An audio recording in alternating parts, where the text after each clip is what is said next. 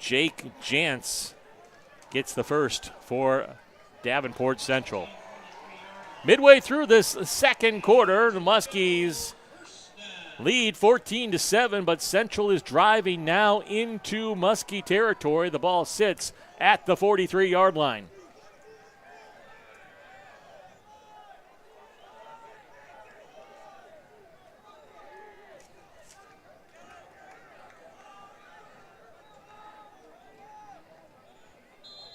Now we have a whistle before the snap, and the Blue Devils are going to call a timeout and talk things over. And sure we have a commercial queued up or not. I turn to my producer, and we will take you to break. Be right back here on the Discover Muscatine Sports Network.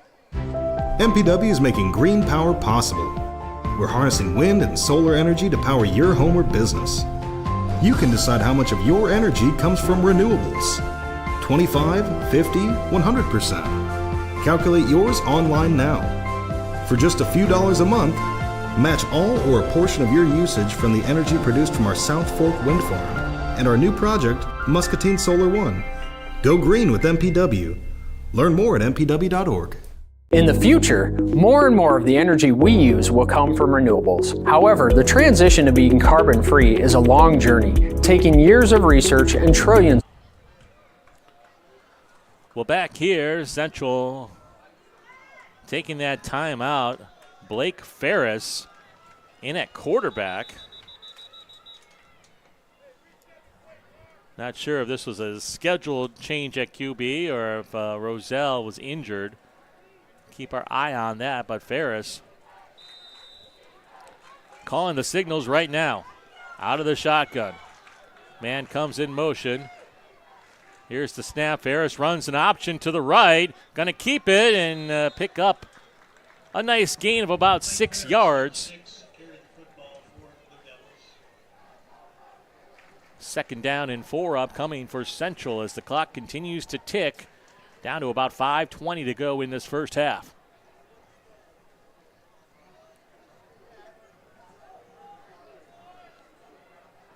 All the Central players just kind of standing around, not huddling up, just looking towards the coach as he signals plays in right now.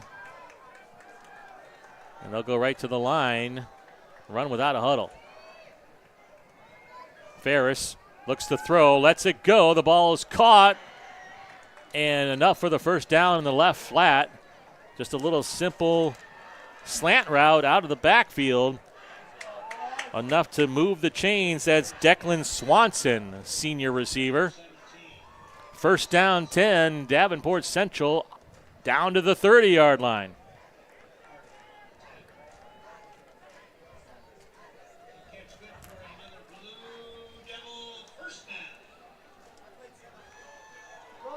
Central just kind of taking their time right now, bleeding this clock and moving the ball.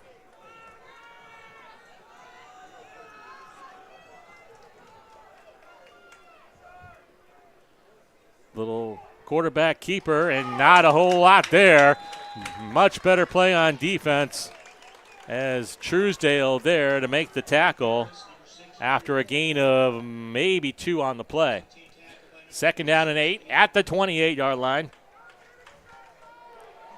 As the clock now hits the 4-minute mark of this second quarter.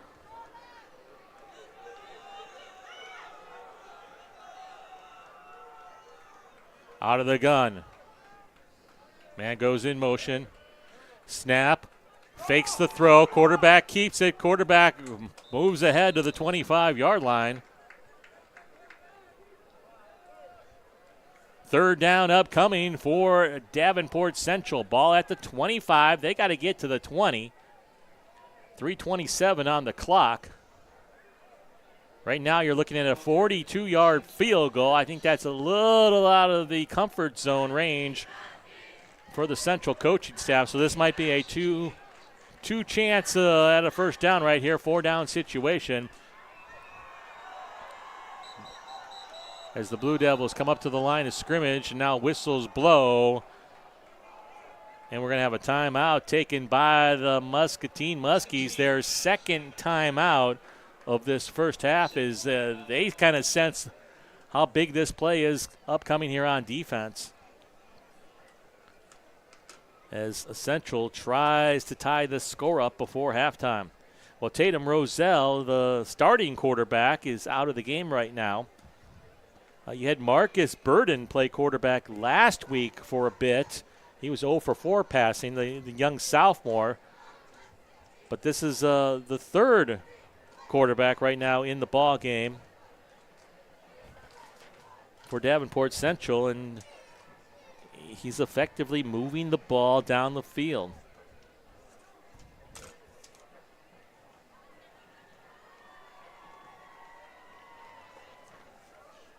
So Blake Ferris is in there right now and doing the job with 3:07 on the clock, and the Muskies need to come up with some kind of play here on defense.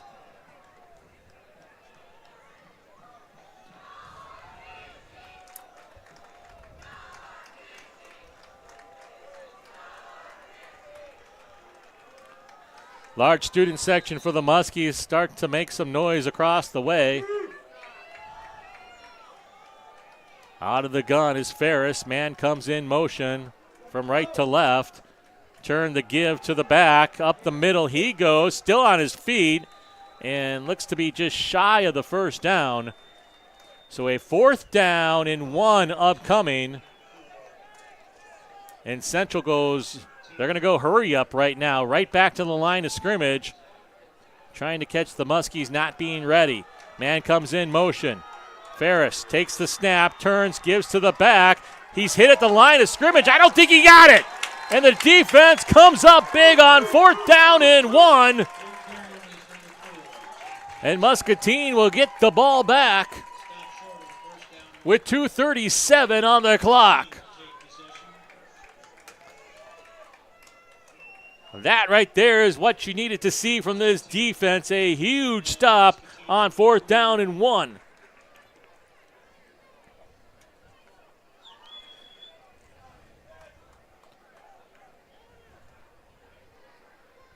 Muskies have 1 timeout remaining. 2:37 on the clock. They get the ball at the 22-yard line. Receiver set off to the left. Thompson is your wing on the right. And a whistle before the snap.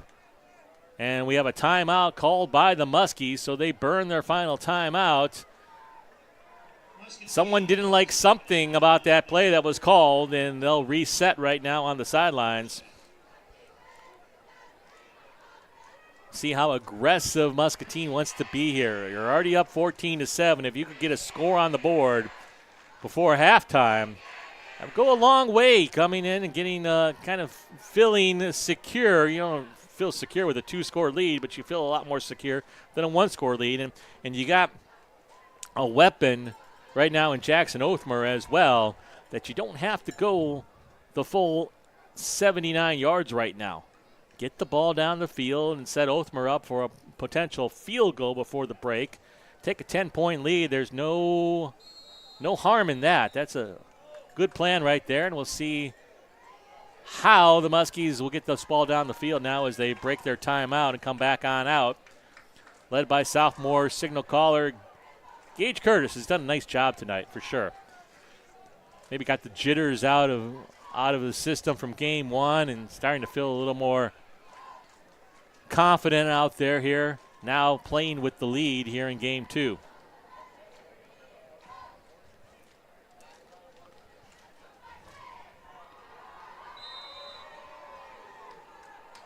Ball set for play, and the Muskies come up to the line.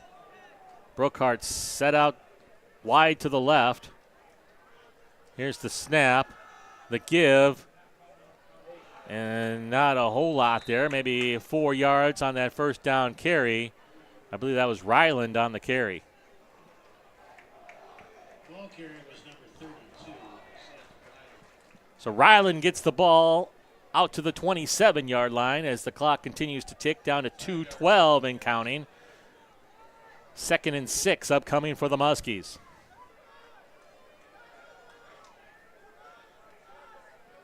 Here's the snap, the give to Lopez. Lopez makes a man miss, and not a whole lot, though. Gain of a yard or 2. Ball will be spotted back at the 28. 3rd and 5 upcoming right now for the Muskies, as that clock now at 1:40 to go.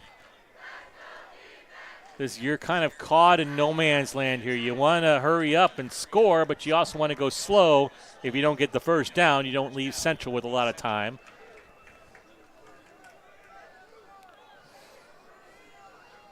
Muskies to the line, and some mix-up there, and we got a flag thrown as Curtis turned around to hand the ball off, and the man he was expecting to hand the ball off to wasn't there. So Curtis rolled out and just threw the ball out of bounds. The flag was towards the middle of the field.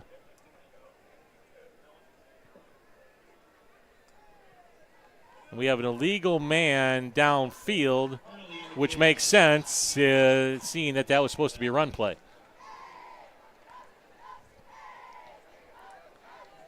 So Central will decline that and will bring up a 4th down punting situation for the Muskies with 1:17 on the clock. Central has declined the penalty. It'll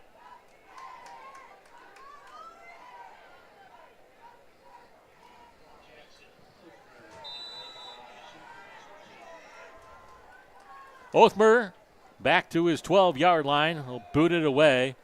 Central receiver stands at his 36. Heavy pressure. Othmer just got it away.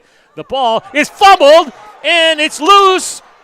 And I think the Central player was able to fall on it. The initial receiver fumbled that ball. The Blue Devils do get it back and dodge a bullet. Savion Ross was able to save the day. Savion saving it for the Central Blue Devils.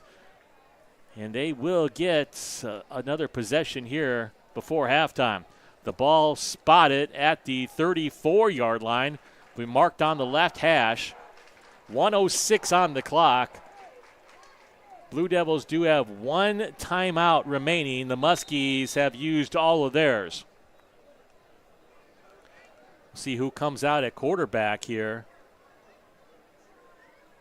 on this possession. And it looks to again be number 6. So they're staying with Ferris at quarterback. 2 receivers set each direction. Ferris out of the gun, looks to throw, looking. Now is going to pull it down. Now is going to throw it and has a man at midfield. A big gain down to the 45-yard line. Blue Devils' Davion Williams found himself standing all by himself at the 50. Ferris found him and moves the chains as the clock now moves under a minute to go. Ferris has his troops back to the line of scrimmage. Ball on the left hash. 2 receivers to the left, 1 to the right. Ferris back to throw. Ferris now dancing. Will throw it up and throw it away into the Muskie bench. Some happy feet right there as Ferris felt the pressure and quickly got rid of the football. 41 seconds on the clock now. 2nd down and 10 upcoming as Central has the ball at the Muscatine 45-yard line.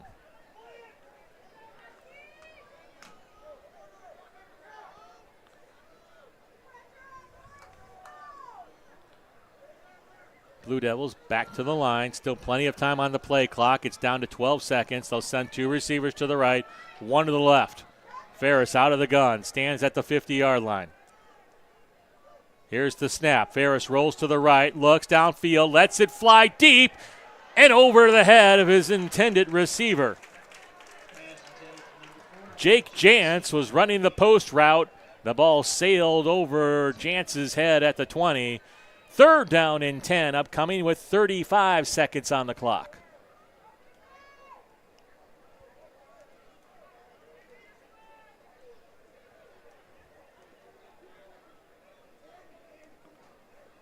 Referees had to go a long way to track that errant pass down, and so the ball just getting back to the line of scrimmage now. Now they'll set the play clock. Central's ready to go. 1 receiver each way. Out of the gun, Ferris. Ferris rolls to the left. Ferris looks. He lets it go. The ball is caught down to the 30-yard line. 1st down, Blue Devils. Jake Frona, the reception. Down to the 31-yard line. Clock is ticking, 26 seconds and counting. Blue Devils only have one timeout remaining. Ferris directing traffic. Clock down to 18 seconds left.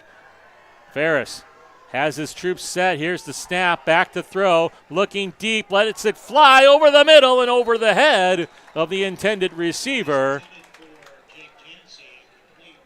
Jay Jancy was the intended receiver. Ferris's pass sailed over his head into the end zone, and 10 seconds left on the clock for Central to do something. The ball sits at the 30. It would be a 47-yard field goal. That's a bit far. Now, they do have the one timeout in their back pocket. If you're the Blue Devils, you want to get some quick yardage and take that timeout and go from there. Ferris out of the gun. Two receivers to his right. Ball on the left hash. Ball snapped. Rolls to his right. Lets it fly deep. Goes toward the end zone, and that one overthrown as well, as a big hit on Ferris as he let it go. The ball is incomplete. Fourth down upcoming. 2 seconds on the clock. And good pressure right there by the Muskie defense. Cooper Yao laid out Ferris as he let that one go, and the quarterback paid the price right there. So the Blue Devils are going to just throw it up into the end zone here on fourth down, it looks like, as the offense stays on the field. 2 seconds on the clock. Ball spotted at the 31-yard line. They do have the timeout if they want it, and they do want it. So Central will talk this one over as we have one final play, barring a penalty, left in this first half. Entertaining first half thus far. Muskies fell behind early in this ball game. The first play from scrimmage for Central went for a 79-yard touchdown by Savion Ross. Muskies would answer later in that quarter. Dayton Truesdale from a yard out tied the score up. That was a fourth down run. Truesdale scoring, tied it up. And then the big play thus far tonight came on special teams. A bad snap on a punt by Central led the door open for a blocked punt. Cooper Yao, a little scoop and score as he picked the ball up around the 10-yard line, took it into the end zone, and that's the difference in this ball game right now as Muscatine leads at 14-7. Ball spotted on the 31. The Muskies, kind of the prevent defense right now. Those D-backs standing back. Now they move up a little bit, but this is an all-or-nothing play right here for the Central Blue Devils. Two receivers off to your right, one to the left. Ferris out of the gun. Gets the snap, under pressure, going to let it fly down the sidelines. A lot of contact there, a little hand fighting. No flags thrown, as there shouldn't have been, and the ball falls harmlessly to the turf. And that brings us to halftime tonight. Muskie crowd in front of us giving a hand to the troops as they go into halftime into the locker room with a 14-7 lead. We'll be right back here on the Discover Muscatine Sports Network. MPW is making green power possible. We're harnessing wind and solar energy to power your home or business. You can decide how much of your energy comes from renewables. 25, 50, 100%. Calculate yours online now. For just a few dollars a month, match all or a portion of your usage from the energy produced from our South Fork Wind Farm and our new project, Muscatine Solar One. Go green with MPW. Learn more at mpw.org.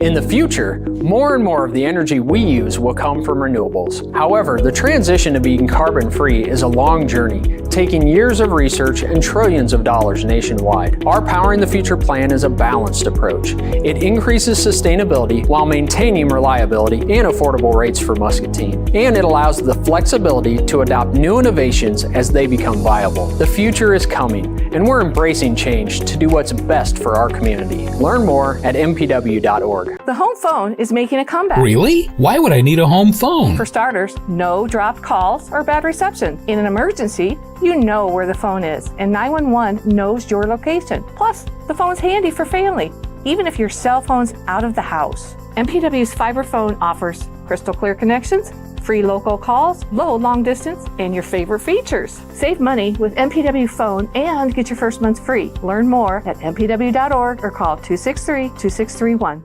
Bottle of drinking water can cost you $1.75 or more. For that same price, you can get over 1,000 gallons of clean, great-tasting MPW drinking water right from your tap. In fact, most bottled waters are just filtered tap water. But they can have a huge environmental impact. In most blind taste tests, people prefer tap or found no difference. But filling your own bottles saves tons of money and eliminates tons of trash. Think before you buy bottled. And welcome back, everybody. It is the Muscatine Lawn and Power halftime show, and we have a very special guest with us tonight for the halftime show. Came all the way from Muscatine to be with us during halftime. Is that right, Jenny? Yes, sounds great. Yeah. So, Jenny, could you introduce yourself for those that may not know who you are and what you do? Yep, I'm Jennifer Wade. I am a part teammate of MHS Boosters for the high school. We manage all the concessions and the big annual cake auction that we do every year. And last year, we were very successful in the cake auction, raised over $35,000, and look forward to, we have a benchmark of 50 this year, so we're hoping we can achieve that. We're hoping to do some fun stuff to have a countdown so people can see what we've achieved so far. We've also partnered with the Community Foundation for the cake auction. So that's very exciting as we see them as a recognized partner in the community that has a great name, and they've done so much for us and are a great partner. So we look forward to continuing that relationship. And last year we raised $75,565 that we were able to donate to the MHS high school clubs and activities. So that's very exciting. Which is awesome. So let's swing back to the cake auction for just a quick moment. Okay. Have you picked a theme yet? So here's a little background on the theme. I think that's a yes. Boosters right? doesn't pick the no, theme. I know that. I know that. I know that. Okay. Let me rephrase that. Okay. Has a theme been picked? It is being discussed, and the student council picks 5 different themes, and then they provide it to the boosters, and then we do a vote. Gotcha. So we are actually going to look at including some of our close partners in the vote so that they're a little bit more inclusive and they feel more involved. So we're excited about that too. Well, it also makes it easier for us to get a head start on cakes. Well, absolutely. And we're going to do we're going to do something, every year when you do these things, it's lessons learned, right? Yep. So something that we learned from last year is that we are going to make a list of all the bakers and their phone numbers. And, of course, bakers will say, nope, I can't take any more, but at least we're promoting them and recognizing them for their efforts that they've provided to and donated to the cake auction. So we're going to provide that list in the communication that goes out to all the companies and businesses and individuals that have participated historically. So. And, I bet you could probably even get that put, in the newspaper. You could probably even come on the Muscatine Today show and let everybody know where to get all that stuff. Sure, yeah. Tony Tone actually has a webpage for us that we're going to have, too. So that's awesome, with the school district. Yep. So I know, COVID obviously put a big hamper on, what the Booster Club was able to do. And you guys have done a tremendous job of bouncing back. And, it's great to see. Explain to me how the concessions work. Because you have, different groups there regularly that participate. Because I know, the girls' soccer parents were there, I think, the last home game maybe. How does that all work? Yeah, good question. So annually, the athletic director, Mike Henson, he has the calendar and schedule for all the events that go on for the year. And then he actually manages the Sign Up Genius, and he assigns all those clubs and athletic, whether it be pom, cheer, football, and he'll assign them to the concession in an off season that they're not in, or what makes sense. And then he plugs them into the Sign Up Genius, and he sends out the communication to those organizations' coaches to ask them to lead the initiative to have the students and families engage in those sign up for that concessions with that link. Which is great because, it helps the kids. And, going all the way back, I know we're going to bust your memory up a little bit, but in our time with Mulberry PTO and you helping and all that, it was that same thing. You want the kids to participate. You want the parents to participate because they've got some skin in the game, right? And they appreciate things so much more when they're given a structure in which to succeed. And I think that's one thing that you guys have really, over the last couple of years, really put into place is this kind of, I don't want to say repetitive structure, but a structure that you can kind of rinse and repeat, you can build on every year, and you don't have to go back to the drawing board. And parents can come in. We all know for like volunteers, the easier you make it for them to volunteer, the more they're going to enjoy it, the more likely they are to do it, and then also the more money you're going to raise, right? Right. Yeah, and we have a core board that work the concessions consistently and do a great, fantastic job. Courtney Curtis and I know. I'm like, this guy comes walking in, and I'm like, oh, hey. This is the world famous Coach Johnson from the Riverhawks, formerly of the Riverhawks. Okay. So yes, so Riverhawks, Coach Johnson, we're the king. Yeah, we're kind of in his neck of the woods up here in Davenport. So I think he must have heard us and had to come up and say hi. So good. He just assumed we were here. That's how it works. Oh, did you? It's what happens during live births. Oh, cool. We'll have to come in and introduce him sometime. Awesome. Do you want to talk to him? No, he's good. No, the last thing we want is Johnson live on the air. You can hop on. Yeah, no, this is what makes local TV, and well, such as this is TV with still things on your screen, folks. I really wish we could be doing better, but it is what it is up here. We're at least getting something. But yeah. So nice to meet awesome. you. Nice to meet you. He is. So, quick, so that you don't seem so confused. He was the coach of the Riverhawks before they disbanded, but he's also helped a lot of the Youth Sports Foundation football teams, and he helped run the camp with like Mike Wiley and some of those guys. So nice. Wyatt plays for him. Okay, so nice. That's nice. There is a big Muscatine connection there. So awesome. That's great. You just hadn't had a chance to meet him. That's great. But No, that's great. So, where were we? Where were we? The core group. Knows? The core group. The boosters. I said. So where I was going was like literally. I can say I would never be able to do what I do, and it's not just me doing it. And I hope that the community knows that, because we have an amazing core group: Mike and Denise Weissman, Isaac and Trista Van Ice, Jillian Poppy, and Courtney Curtis. And if I didn't have them, we would not be as successful as we are, because we do it as a team. Yeah, and that's the one thing. Every group always has that core, right? And they're the ones that are kind of like that little fire. And then the key is always getting that fire to that next layer. And for some reason, I have no doubt that you can do that. Like, seems like you might be kind of the flamethrower mentality. Again, I wish we had a camera in here right now, folks. If you could see the grins on the. Oh my goodness. So, what's next for boosters? Anything big coming up? I mean, besides the cake auction. I mean, the cake auction's a homecoming. Homecoming is coming. Homecoming is coming. It is. And we're getting the broadcast ready and everything. So, Boosters has been working with Student Council, Rebecca Hewitt. Yep. I was going to say, the way it's spelled is how it No, sounds. it is. And I've given her crap on the air about this. It's Hout, but it's Hewitt. I did it right. I don't understand it. And Kendra Peterson. So we've been working directly with them. We have some great, fun stuff happening. And something that I and the team are so excited about is the community engagement. And that is something, like we've said last year, like coming in as freshmen parents, we're like, where's the community engagement? Like, we need to plug in. We need people here. We need kids here. Like, where's this fun stuff? And we're starting to see it.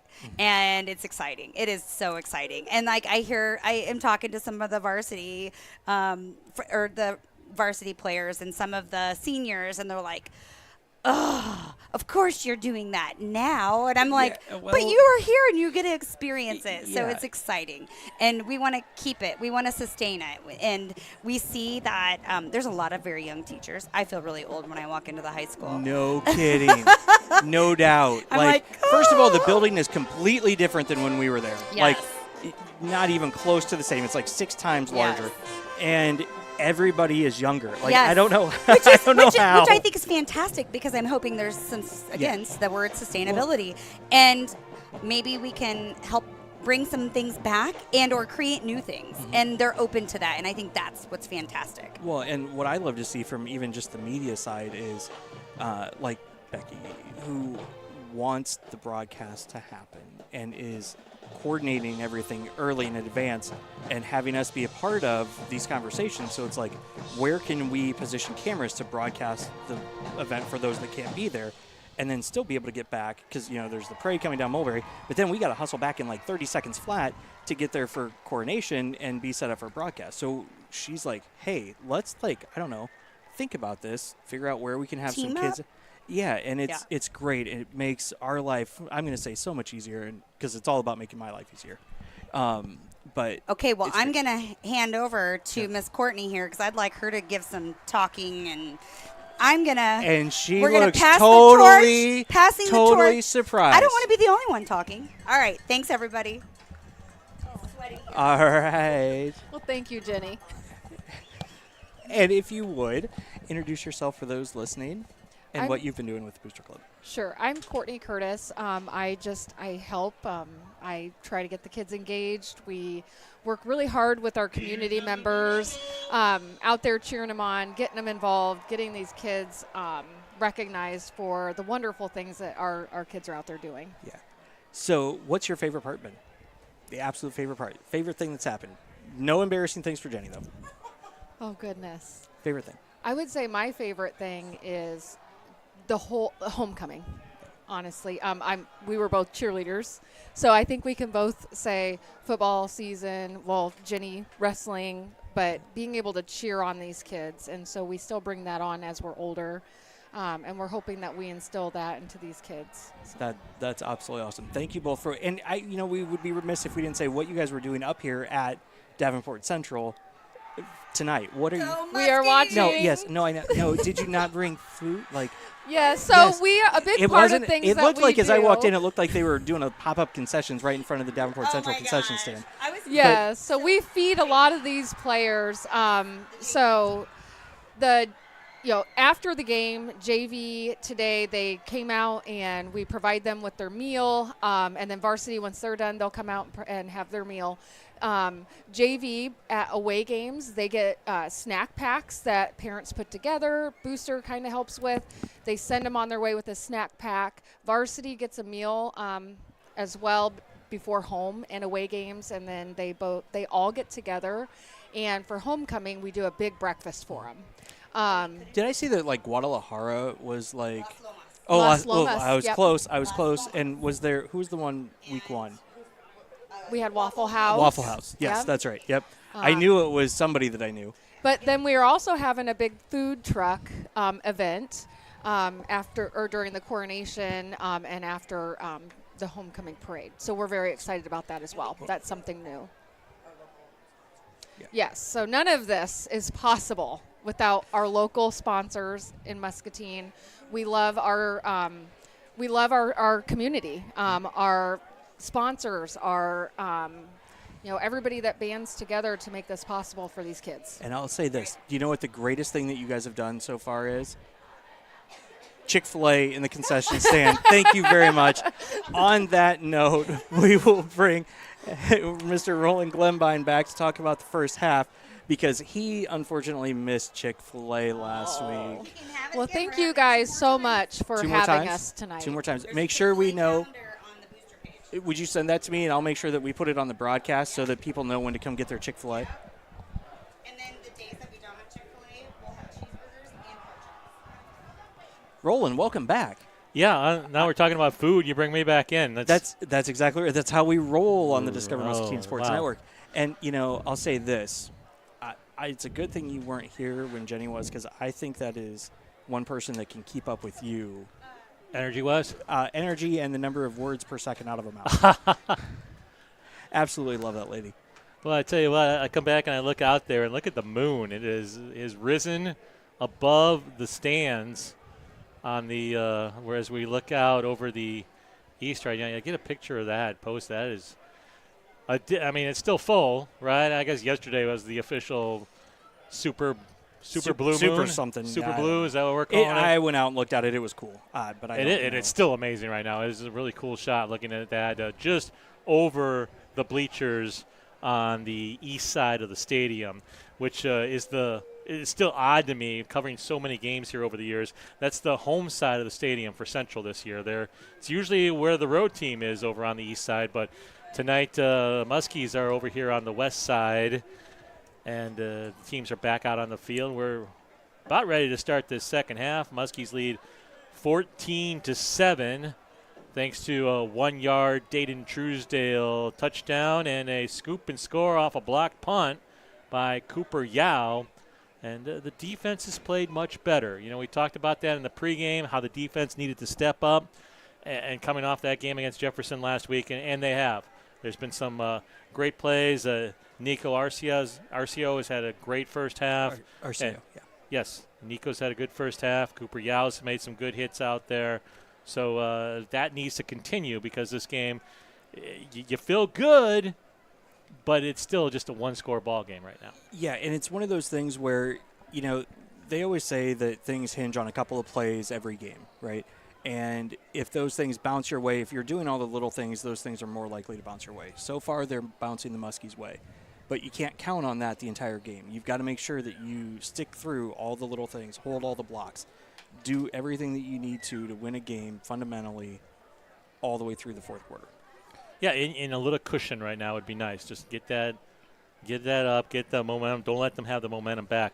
On the scoreboard, it's a Thursday night, so not a lot going on out there, but one score worth note right now, Cedar Rapids Jefferson leads Marshalltown 7-0 in the second quarter. So the team that ended their 26-game losing streak last week, to the chagrin of Muskie fans, is trying to make it 2 wins in a row tonight over at Kingston Stadium in Cedar Rapids, where if I look ahead to the schedule, I think we might make a trip there next year. I believe you are correct, sir. Yeah. Historic setting there. I've seen a few football games in my days there when I used to work at KGAN in Cedar Rapids. All right, the teams are out there, and Jackson Oathmer has the ball placed on the tee. We're about set to go here in the second half of this ball game. Meanwhile, a college score, Minnesota is leading, I think, 3-0 over Nebraska in the second quarter tonight, as Big Ten Thursday night opener. Kind of an interesting score and an interesting follow there. It's going to be even more interesting when you see things like USC in the Big Ten scoreboard. Yeah. It's going to be 4 conferences left. That's it. On our way to 2. Yeah. Oathmer has the football up in the air and has it into the end zone. And that will be a touchback. 1 yard into the end zone, and that will start things off at the 20-yard line for the Central Blue Devils. Playing with their backup quarterback tonight.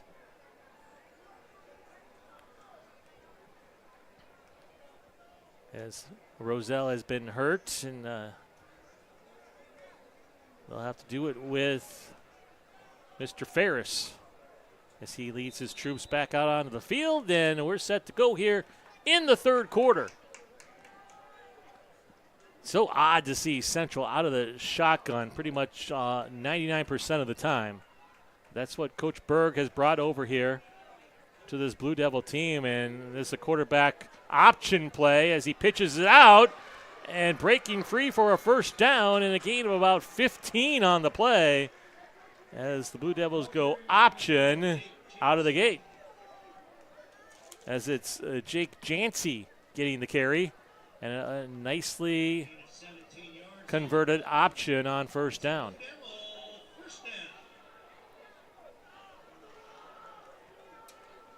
Again, no huddle for the Blue Devils. They'll send 2 receivers each direction. Ball on the right hash.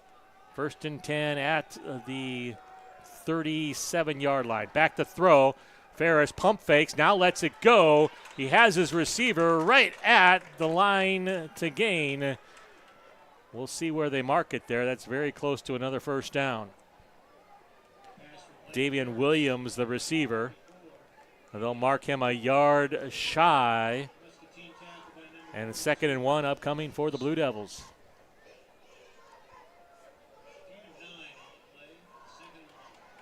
Again, 4 receiver set, 2 each direction. Ball on the right hash.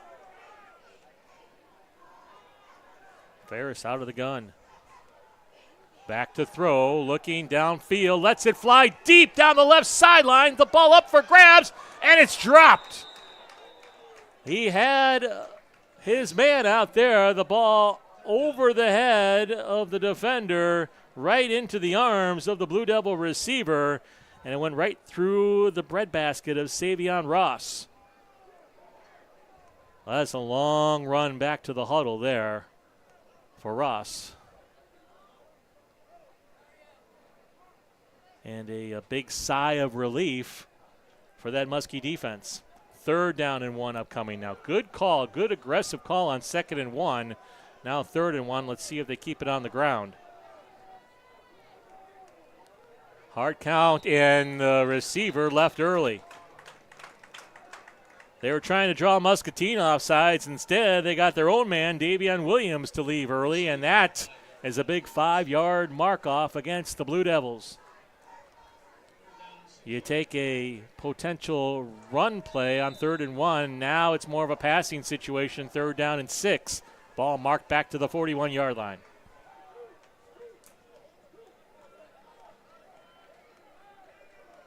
Good to have college football back this weekend. Yes, it is. We got 5 straight days, I think, of college football. Ferris back to throw. Looks, has his man. He's short of the line to gain, however. And a 4th down upcoming for the Blue Devils. Little hitch route. Gain 4. They needed 6. 4th down and 2. The ball still on the Central side of the field. And Central looks to be going for it here. Big play upcoming. Ball on the 45.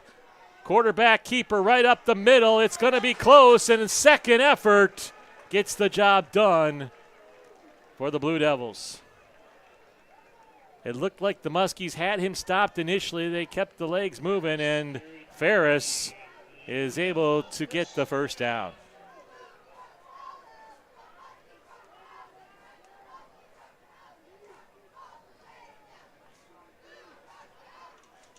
Just a minute and a half into this 2nd half of play. Muskies lead at 14-7. Central has the ball just shy of midfield. Man goes in motion right to left. Here's the option play. A little pitch out to the back. And the back goes twirling heel over head. Hung on to the ball. About a 3-yard gain on it. Sawyer Zeck took the legs out from that running back. Scary situation. Everybody's all right, though, and Central ready to go. 2nd down and 7. Ball at the 49 of the Muskies. Trips off to the right. One comes in motion. Now the give is to that motion man on the jet sweep, and he is bottled up at the line of scrimmage. As again, now we have a late flag. Nico Arceo there on the tackle. We'll see what the flag's about.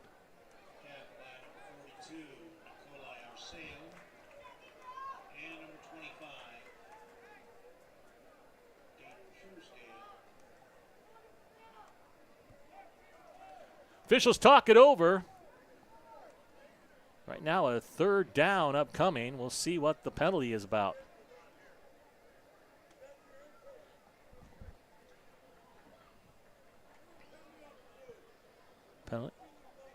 Penalty is on Central helping the runner. So a lineman pushing his ball carrier, helping him, and that's a flag that you don't see too often. You see it happen all the time in college and the pros where it's legal, but it's not legal in high school, and that draws the flag and pushes the ball back into Central territory. They'll mark it at the 46-yard line.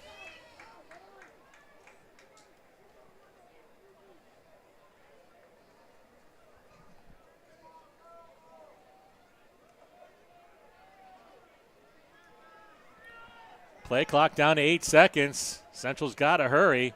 Down to 4. Still getting up to the line of scrimmage. They just get the play off. Ferris rolls to the right, looks to throw. The ball's low. It looks to, did he catch it or not? No, the far out official says it hit the turf, bounced into the receiver's hands, incomplete, and that will bring up a third down and 12. A lot of confusion on that Central sideline before that last play. They barely got it off. And now they're faced with a third down and 12. See if the Muskies can get some pressure on Ferris here. 2 receivers off to the right, 1 to the left. Ferris back to throw, pump fakes, lets it go deep, has the man open, the ball on the sidelines. Is it caught? It looks to have been caught. Just an amazing catch there. Had to pause for a moment to see if he had his feet in bounds. The officials on the far sideline say he did. The catch made all the way down to the 21-yard line.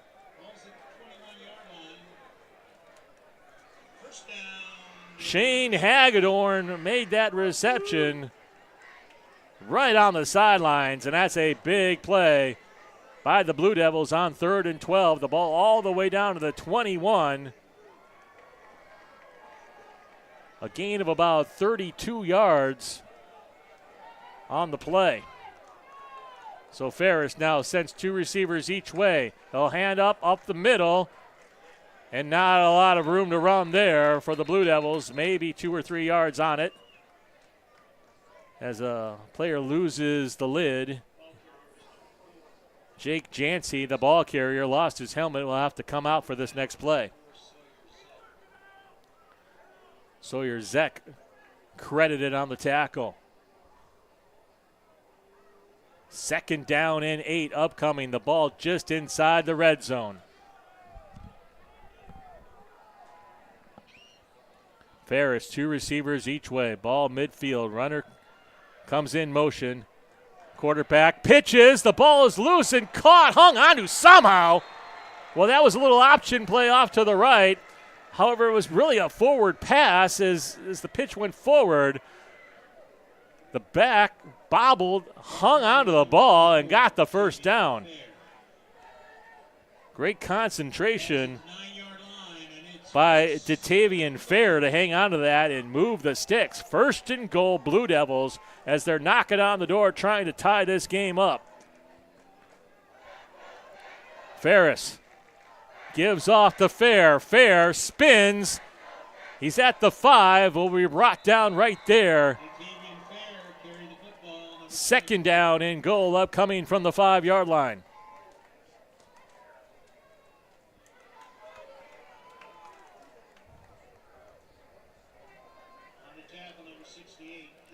.750 left on the clock, 3rd quarter. Muskies lead by 7. Central knocking on the door. 2 receivers each way. Ferris out of the gun. Man comes in motion right to left. Now goes back to the right. Here's the swing pattern to the man in motion. The ball bobbled and incomplete. Nice hit out there by the Muskies to jar that ball loose, make it an incomplete pass. 3rd down and 5 upcoming. 3rd and goal at the 5.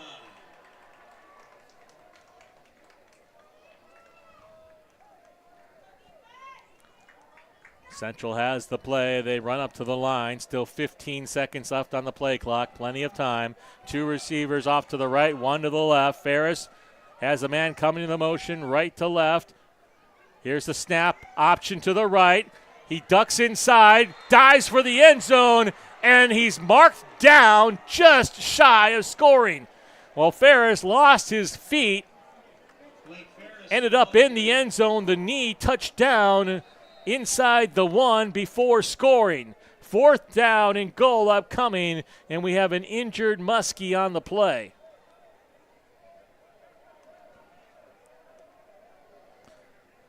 So to say this is a big play upcoming, Chris, would be a bit of an understatement.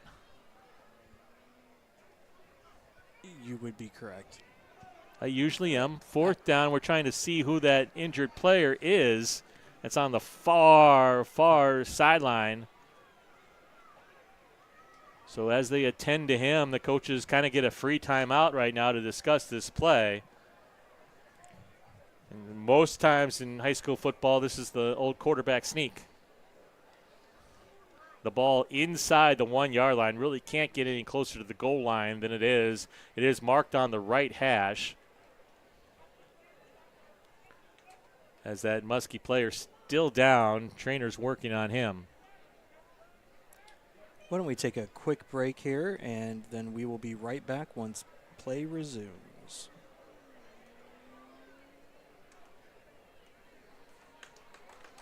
MPW is making green power possible. We're harnessing wind and solar energy to power your home or business. You can decide how much of your energy comes from renewables. 25, 50, 100%. Calculate yours online now. For just a few dollars a month, match all or a portion of your usage from the energy produced from our South Fork Wind Farm and our new project, Muscatine Solar One. Go green with MPW. Learn more at mpw.org. In the future, more and more of the energy we use will come from renewables. However, the transition... Back here at Brady St Stadium, that injured player, Gavin Wade, walks off under his own power. And we're set to go 4th down and goal. Ball inside the 1 yard line. Tight formation right now for the Blue Devils under center. And the pile moves ahead, and the pile moves into the end zone. And the Blue Devils are an extra point away from tying things up as they went heavy package right there. And Marcus Burden came in at quarterback. And the sophomore just bulldozed his way into the end zone and is now 14-13, pending the extra point.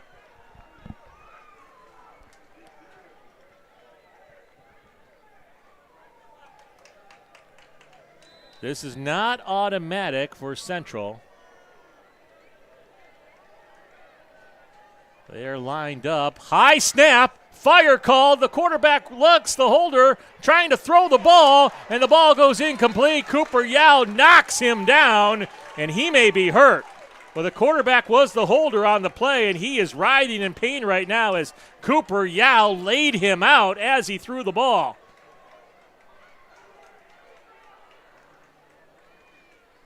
So that high snap, like we said, it's never a given in high school ball.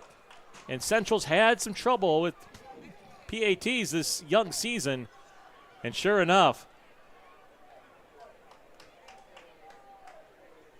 had some trouble there. Blake Ferris, high snap. He went right to his feet, called out the fire drill. And Cooper Yao was right there in his grill to knock him off his feet as he threw the ball. Goes incomplete.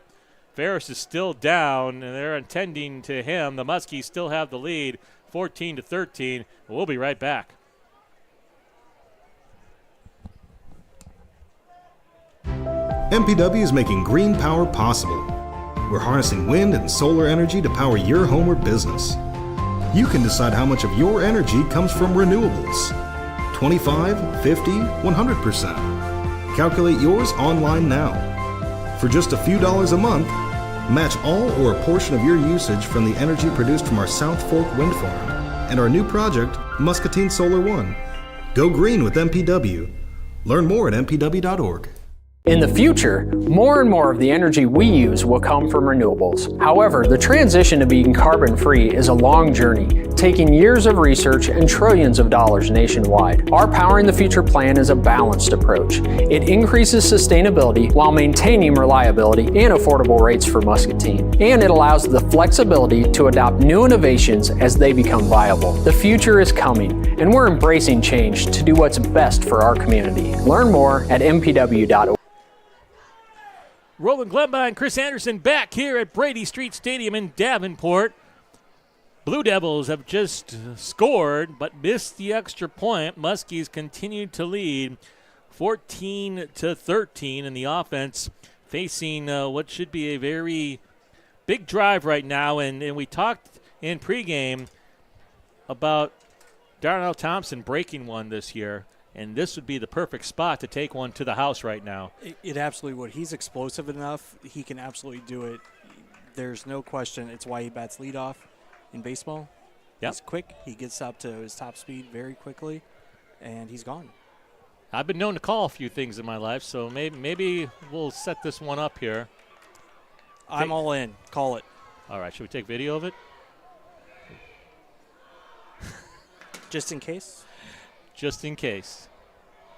You never know.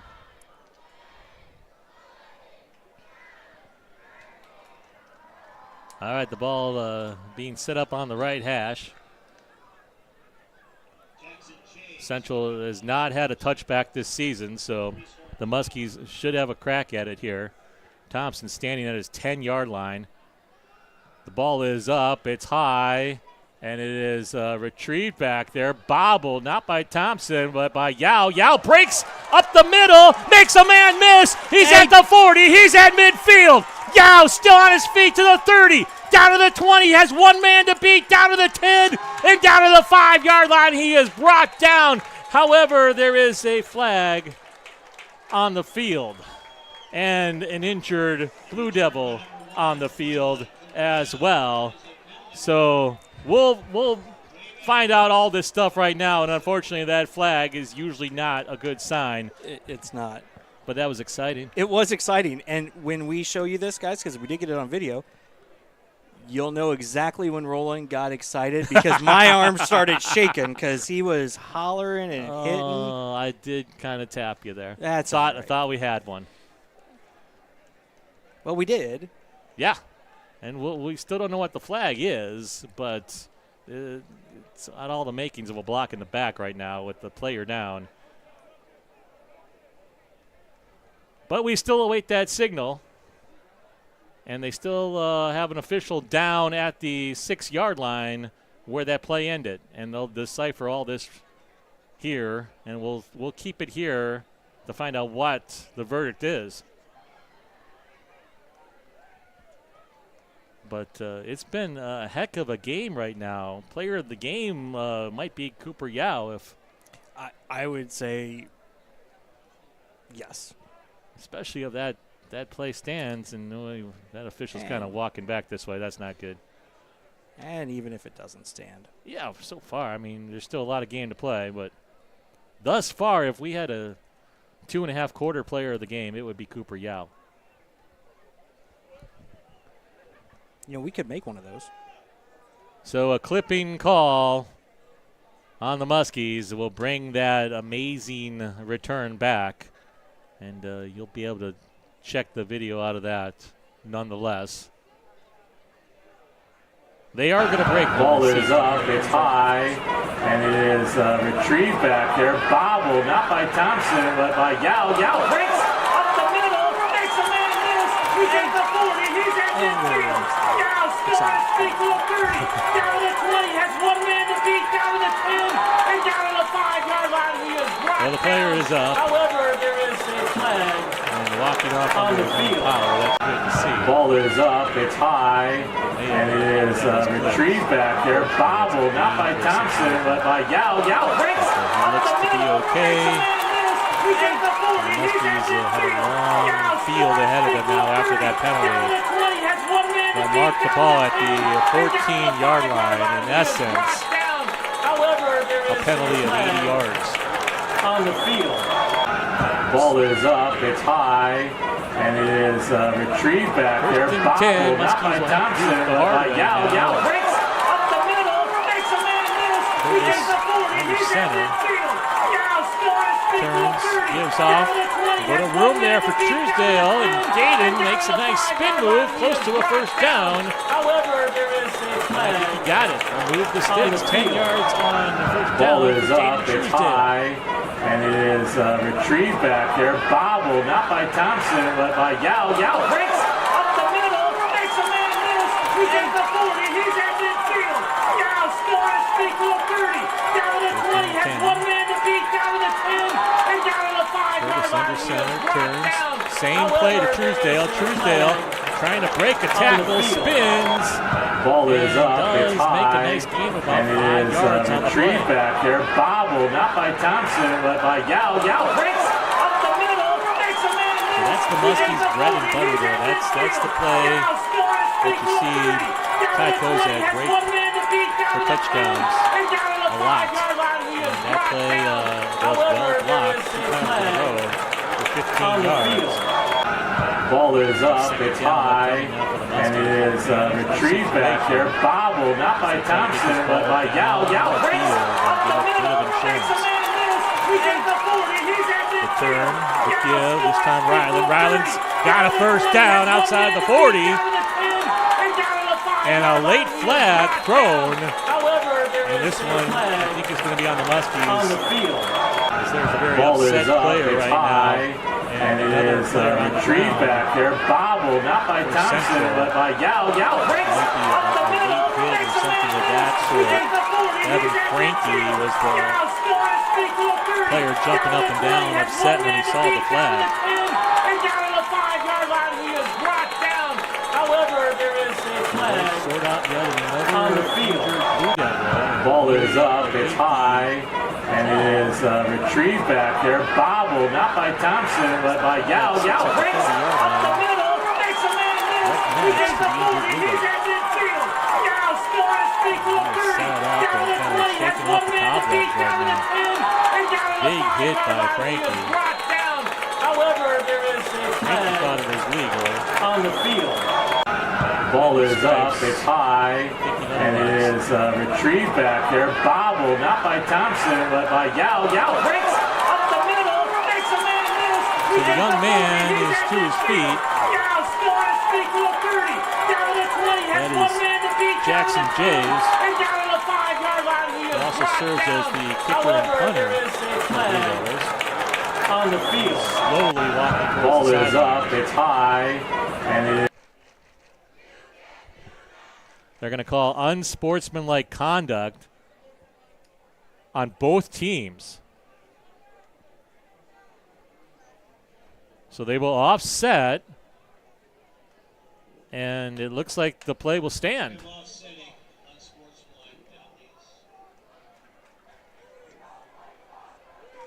So that turns out to be okay. First down run. And they'll move the sticks again. Now the ball spotted at the 41-yard line. Clock is down to 5:40 to play in the third quarter. 14-13, the Muskies lead by 1.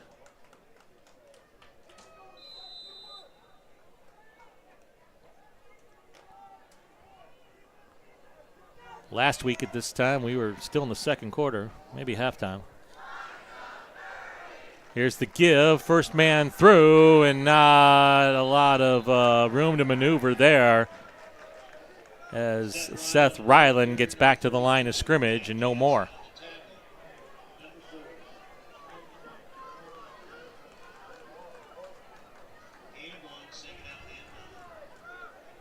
Ended up doing the Golden Arches last week, if you were curious. There wasn't a lot of options. And I did try and reach out to Sam, and I think we might be able to figure something out here. But by the time we got up here, it wasn't going to be warm still, and if we did like the shrimp Alfredo, that's not the kind of thing that you want. Back to throw under pressure, and Curtis goes down. Never had a chance there as he rolled out to his left. And a big sack all the way back to the 36-yard line 3rd down and 16 upcoming. Well, there's a will, there's a way, and there's a lot of season left, so we'll see. I'm sure somewhere along the line we'll be able to get something handled.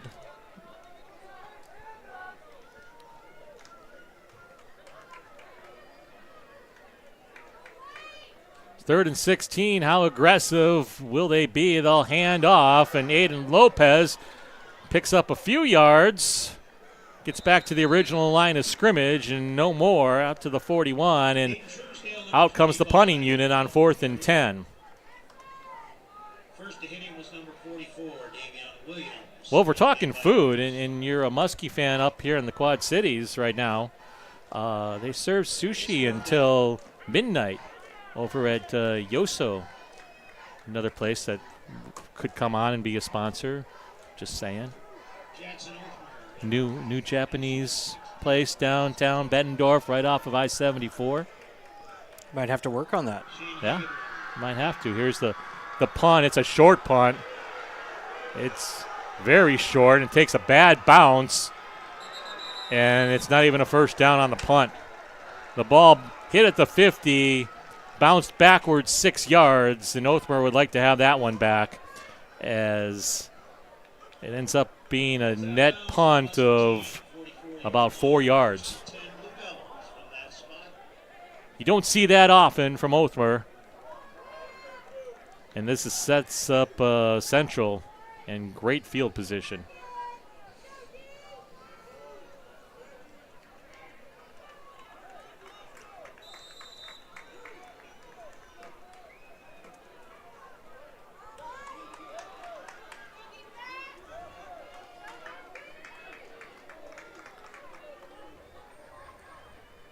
So out come the Blue Devils.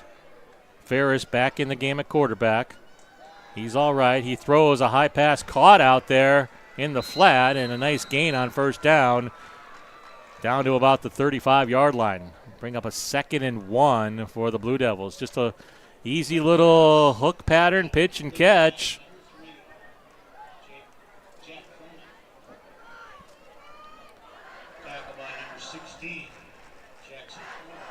This game very much in the balance right now. 2nd and 1, Blue Devils trailing by 1. They'll send 2 receivers to the short side of the field. Ball on the left hash. Lone receiver out to the right. Man goes in motion. Jet sweep. Given off to that receiver, and he is caught in the backfield and will be wrestled to the ground, rodeo style. Great job out there by Dayton Truesdale on the tackle. Well, a loss of about 5 will bring up, we'll call it a 3rd and 5.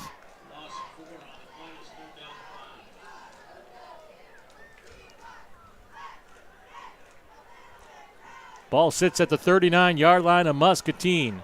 On the right hash, receiver off to the left, 3 receivers off to the right. Man comes in motion now. And the give, and the ball is fumbled. The ball's loose. The ball is loose in the backfield. And I think the Muskies have it. No signal yet. There it is. The Muskies pick up the loose change. And it is another turnover for Central. They fumbled 3 times last week. And Andy Frankie recovers the fumble here to give the Muskies the ball. That's a huge play right there. Central was pushing the ball down the field, trailing by just 1, and the Muskies get that ball back. 1:45 left, 3rd quarter.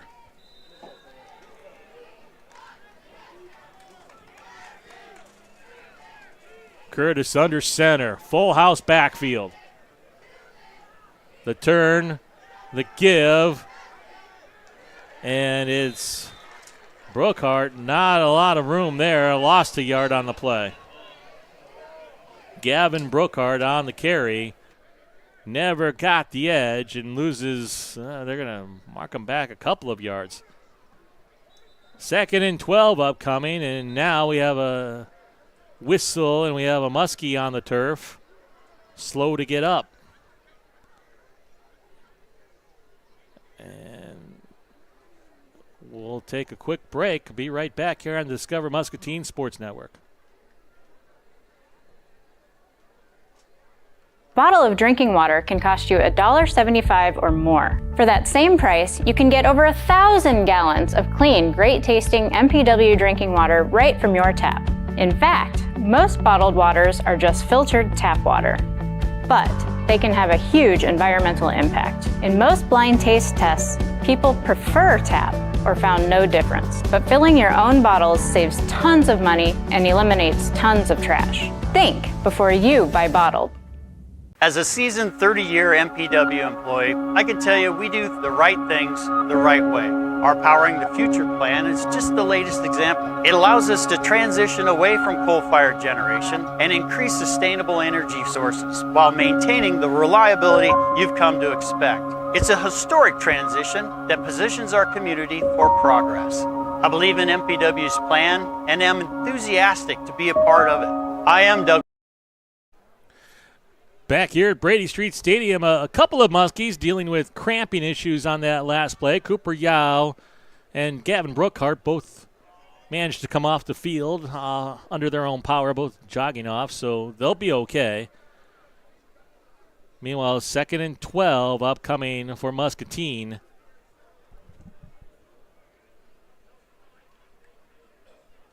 And Cooper Yao tried to sneak back out on the field, but they're going to force him to come off now because they stopped play. And he was cramping, so he'll have to come out. That allows the training staff to stretch him out a little bit more as he gets worked on, and the Muskies will have to come up with a play without him.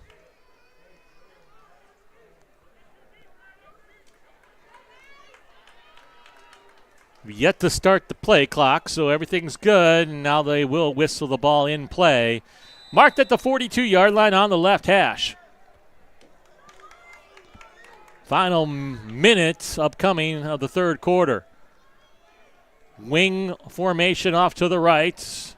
Unbalanced line to the right. Quarterback rolls to the right. It's an option. Curtis hangs onto it and takes it in to central side of the field. A slow developing option play, and Curtis made the right call, hung on to the ball, and picked up a nice chunk of yardage on the play. 3rd down and 2 upcoming as the clock is down to 45 seconds. And the Muskies facing a big play here. The ball sits at the 48. They again come out of that wing formation, unbalanced line to the right. Ball on the right hash. The give to the first man through. A first down for Truesdale. He's still on his feet down to the 39-yard line. First down, Muskies.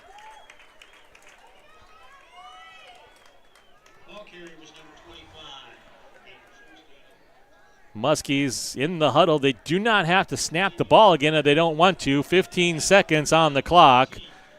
And the coaching staff telling them to wait, so that will be the end of the third quarter. And at the end of 3, the Muskies hanging on to a 1-point lead. Don't go anywhere, folks. Muscatine 14, Davenport Central 13. Almost like it knows when you can least afford. Another clogged drain? Lucky for you, RIVO is always standing by. With multiple master plumbers on staff, RIVO not only handles your home-related issues, RIVO will also diagnose and design large-scale commercial piping systems. Family-owned, reliably honest, remarkably affordable. Complete kitchen and bath home improvement technicians. Because RIVO won't rest until your plumbing problems are gone. From a clogged toilet to a complete sewer line replacement, RIVO is a modern plumbing company designed to respond quickly to all shapes and sizes of plumbing needs. Bringing in our heavy equipment to replace cracked gas lines or designing clever piping systems for new construction plumbing, a family-owned company that's reliably honest and remarkably affordable. Right here in Muscatine, all day long, every day of the week. RIVO Incorporated, skill, knowledge, and tools to solve the messiest problems. At Hustler Turf, quality matters, especially when it comes to the driving experience. Let's take a closer look. Our legendary smooth track steering provides buttery smooth turns, making maneuvering around obstacles a breeze. Unlike the jerky feel of other options, our smooth track steering is so effortless, anyone could make short work of the lawn. Hustler Turf, mow like a pro. Stop in to Muscatine Lawn and Power at 2020 Stewart Road to see Hustler quality for yourself. RIVO, the plumbing experts for Muscatine and surrounding areas, has moved. Our new location at 1109 Grandview Avenue offers spacious parking and a large open showroom. Employing experienced plumbers and carpenters, we specialize in remodeling entire bathrooms and kitchens. Imagine the possibilities. Stylish new faucets, sinks, shower units, bathtubs, and more, along with tankless water heaters. Back here at Brady St Stadium, the beginning of the fourth quarter. Muskies have the ball, driving 1st and 10. Ball just inside the 40. Central showing blitz. The give up the middle. I believe that's Truesdale. Nice carry. Pick up inside of the 35 down to the 32-yard line. Hold 7 yards on that gain for Truesdale. 2nd down and 3 coming for the Muskies. Trying to extend their lead right now.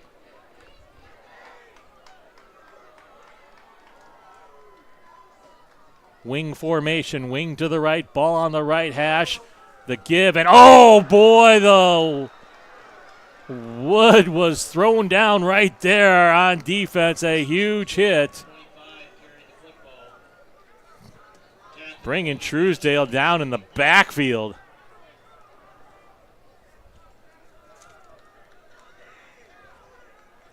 Walid Bacho, number 51, a huge hit on that play. 3rd down now.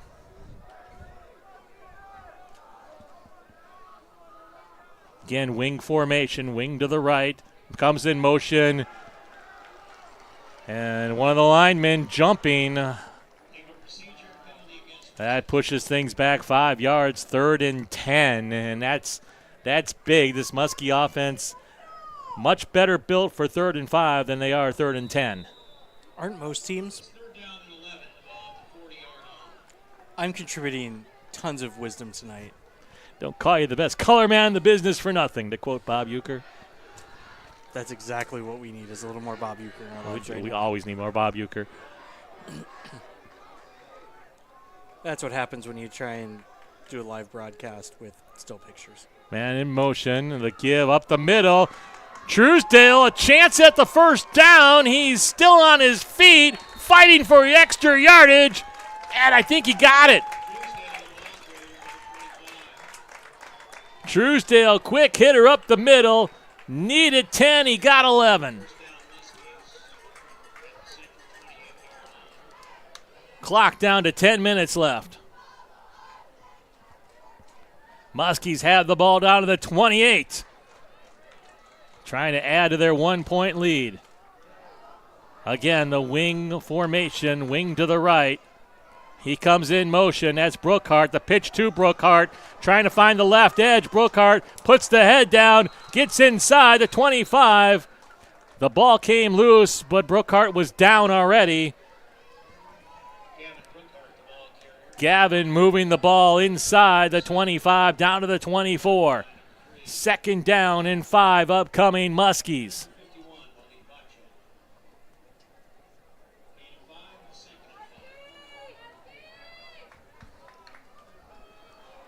This just power football right now being shown by Muscatine. Wing to the left, that's Brookhart. He'll go in motion to the right. The give to Truesdale, no. Quarterback keeps it, Curtis. Curtis running for his life, slides down at the 30-yard line. Well, that play kind of got botched from the beginning. Curtis ran right into Truesdale. Somebody turned the wrong way, and it ends up a loss of about 7 yards on the play. 3rd and 12 now. again, you have a weapon in your kicker. It would be a 47-yard field goal right now. Even if you can get about 5 yards, that could be huge.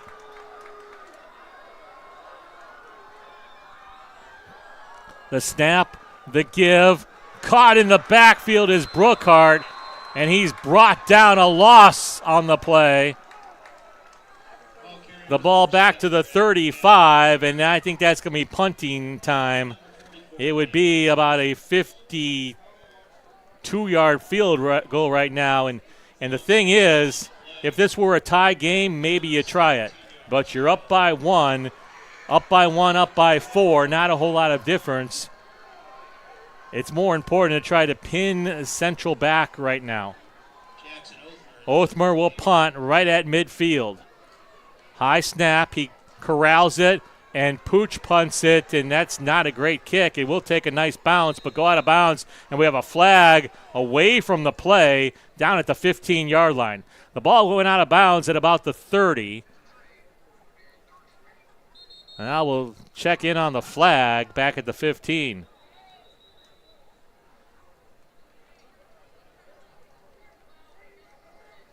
Othmer just tried to pooch it and didn't quite get enough of it. And we'll await the call. They seem to be talking to the Central coaches. That's never a good sign if you're a Muscatine fan.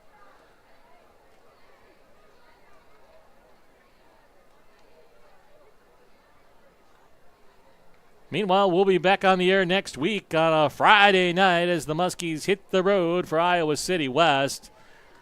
And the penalty is going to be holding on Central. I believe that was after the punt, however, so it will be Central's ball. Now, where do they spot it?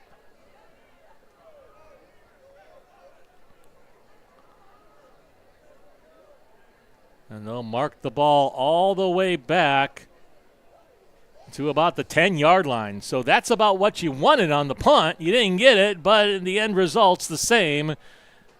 And you have Central pinned back to the 10-yard line.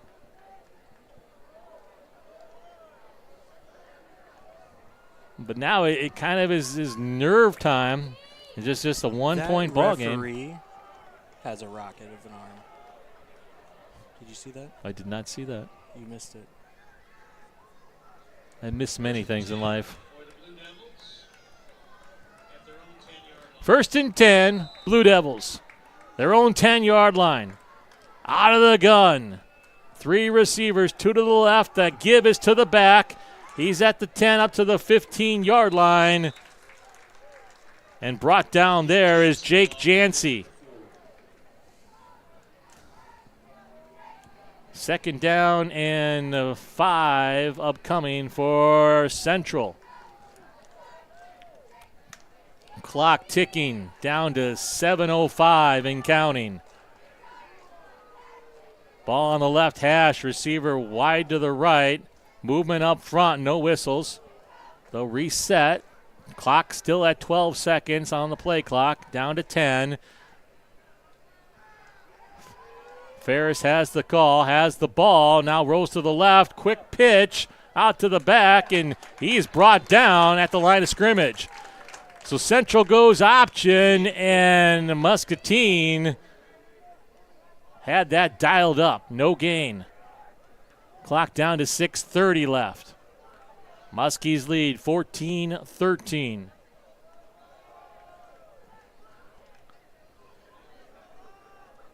Third down, we'll call it 4. 2 receivers each way.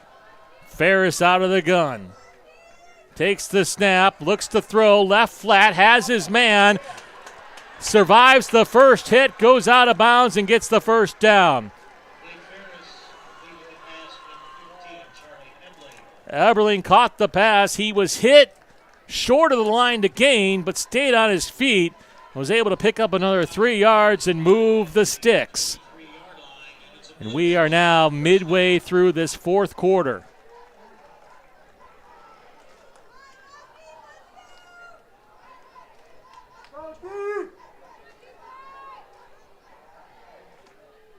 snap, the give to the back, looking for room up the middle, picks up a few yards, and then is brought down by a host of defenders, including Cooper Yao. Dayton Truesdale also there on the tackle. And the ball carrier slow to get up right now. And they're going to have to stop play as, again, we have an injured Blue Devil on the field. That looks to be a lineman. And they'll check on him right now. We'll take a quick timeout as they do. We'll be right back on the Discover Muscatine Sports Network. Have you heard the littlest things can make the biggest difference? Every day, bigs and littles are connecting in our community. Your time together can look a little different, but the goals and outcomes are the same. Littles are building confidence, forming better relationships, a sense of belonging, and achieving big goals. But there are more kids just like me who are still waiting. Will you join us in making more matches possible? Support Big Brothers, Big Sisters. At MPW, we're excited about the future of Muscatine and our role in supporting the community's growth and prosperity. I've raised my family here, and I'm proud to do impactful work for my neighbors every day. And we're working daily on MPW's Powering the Future plan to ensure we can deliver. Back here at Brady Street, 2nd down and 5. Jackson Freehan, the injured player, walked off under his own power. Here's a swing pass off to the left. And the stop is made at the line of scrimmage. Good defense out there by the Muskies as Cooper Yao made the initial stop. Two other Muskies there to help him out on the play. And 3rd down and about 7 upcoming for Central. Clock down to 5:07 left. Central trails by 1. Out of the gun, Ferris. 2 receivers to his right. He rolls to the left. Option play. Ducks under 1 defender but can't escape. Dayton Truesdale. A big tackle by Truesdale. 4th down upcoming for Central. The ball still at the 28-yard line. How aggressive does Coach Berg want to be right now? Still 4:38 left. Still all 3 timeouts left. Most teams would punt right here. Central's going for it. I don't know that you want to give the Muskies the ball back. They run the ball. They're going to be able to run the clock down. And now Muscatine's going to call timeout and make sure they know what they're doing on defense. And we'll talk about this a little bit.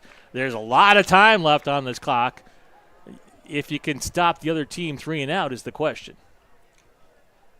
And, you know, I think this tells you everything you need to know about what a coach thinks about his team.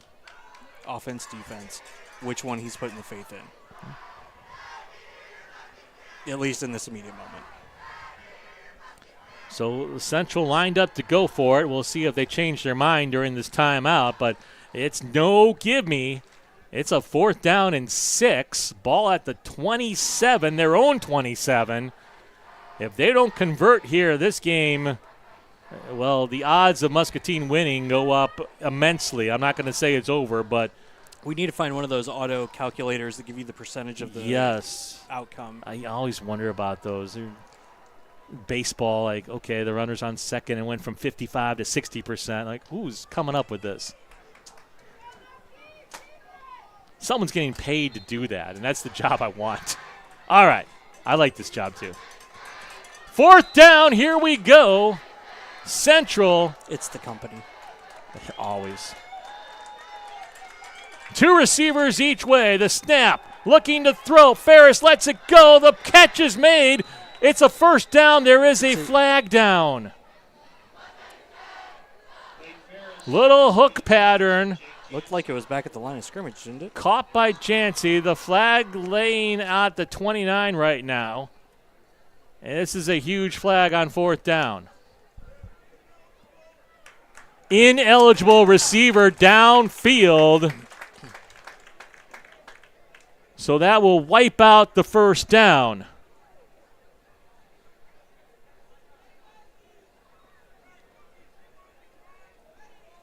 Why would you? They're asking if Muscatine wants to decline, and no, they don't want to decline because that was a first down. No, I think we'll keep that one.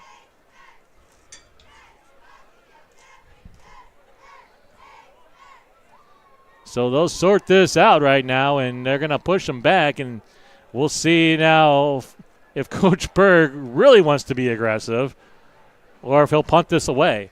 4:22 left. Again, both teams have all 3 timeouts remaining. You have a 4th down and 10 upcoming. And a lot of players running out into the field suggest that this is a punting decision now by Coach Berg. The other thing that gives it away, one of them was the punter. Yep, you always want to be careful, though. The Muskies have already converted a fake punt earlier in this game. Punter stands on his 10-yard line. Darnell, still waiting to break one, stands at his 43. How about breaking one right here, right? The kick is up. Darnell will receive it and fumble it.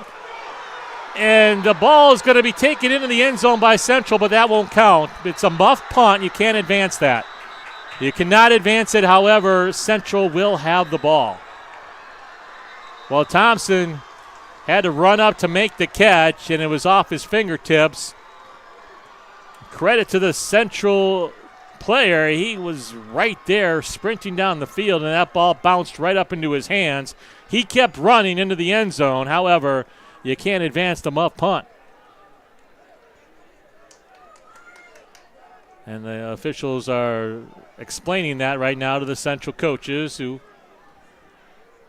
reluctantly know the rules themselves, but yet a huge blunder by the Muskies right now has kept this door open. That could be the equivalent of the missed extra point earlier. That could be the difference in the game.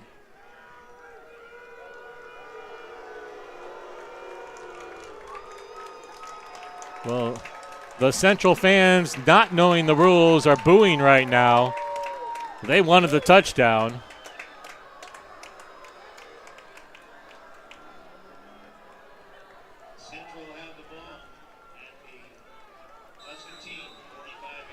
However, that rule has been in the books for decades. And here comes the Central offense. They have the ball at the Muskies' 45-yard line now after the muff punt. New life for Central. 1st and 10. Option to the left. The pitch. And a big hit. The ball's fumbled. The ball's loose on the sidelines. Who has it? The Muskies think they have it.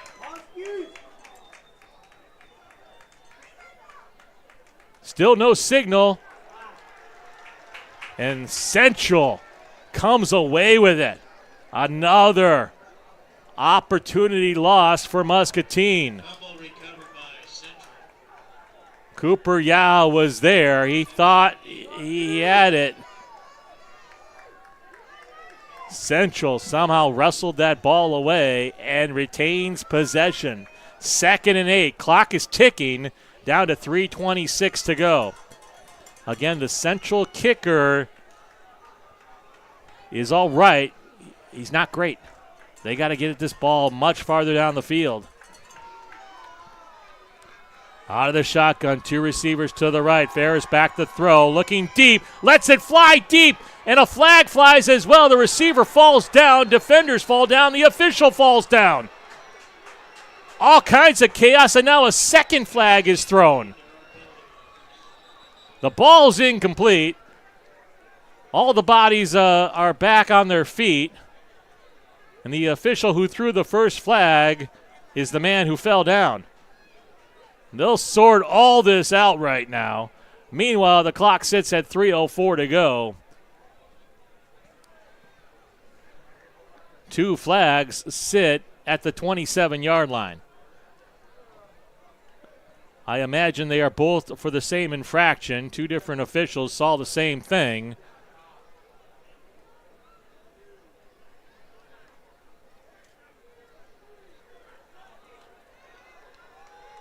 And this likely, well, we don't want to guess. We'll just wait and get the call here.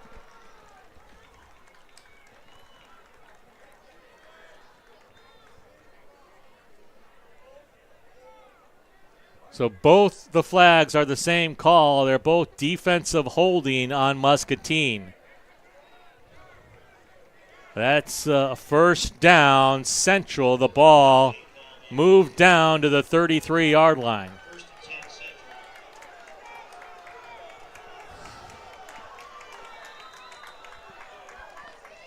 Blue Devils getting closer, trying to take the lead. Here's the give up the middle and wrestle to the ground at the 30-yard line is Jake Jancy. Jancy 3 yards on the play. Clock is under 3 minutes left. It's a 47-yard field goal from here. Central likely needs about 15 more yards to have a legit chance at it. Receivers sent 2 to the right, 1 to the left. Ferris, backup quarterback, looks to throw, rolls to the right, still looking. Now he lets it go, and it's almost intercepted. Off the fingertips of Darnell Thompson. It falls incomplete out of bounds. It was not an easy catch. It was high. Thompson went up,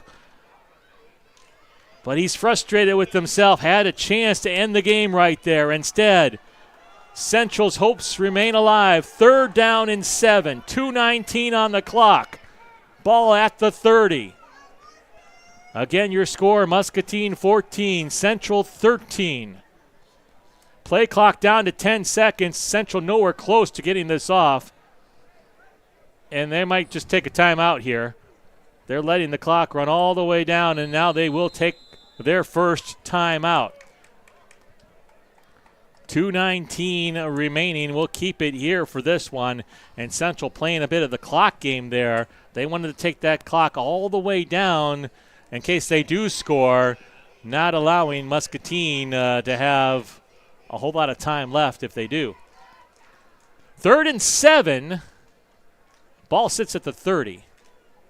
This is kind of the situation they've run, just those hitch patterns all night. They did it just a moment ago when it was 4th and down in 6, and it's been successful for them. So that's kind of where I'm looking right here. Teams are back out on the field. Central will send 2 receivers off to the right, 1 to the left, ball on the left hash. Ferris out of the gun, stands at his 35-yard line. He's got a running back on his left hip. Here's the snap, rolls to the left, looks to throw, he lets it go, the ball is caught. Tiptoeing inbounds, 1st down Central. Well, a beautiful job, far sidelines by that receiver as he had 2 feet in bounds, held it there, and then fell out of bounds. That's how they coach it right there. Jake Frona picks up the 1st down. The ball now down to the 18-yard line, and now they are, you would assume, in field goal range. 2:14 to go. I would say they're in range, but I don't know that they're in automatic range. No, they're not. Man goes in motion, give up the middle, and a gain of about 4 on the play is Jancy. The clock will run. Does Muscatine want to stop it now on defense? Well, they are not stopping it here. The clock under 2 minutes to play. The ball's at the 14-yard line. That would be a 31-yard field goal to win the game. Muskies have 2 timeouts left. 2nd down and 6. And I would assume Central not to be too aggressive here. They want to run clock, and they want to pick up a few more yards. Out of the pistol, Ferris. Ferris gives off up the middle. Still loose, down to the 2-yard line.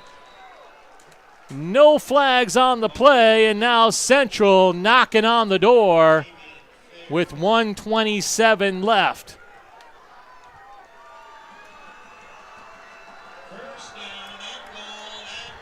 Clock continues to run, 1:20 left. Tight formation Central. Quarterback sneak. A flag flies, and they'll whistle this dead. a legal shift, on Central. That'll do. So the ball was at the 3. They'll move it back to the 8. The clock sits at 1:12.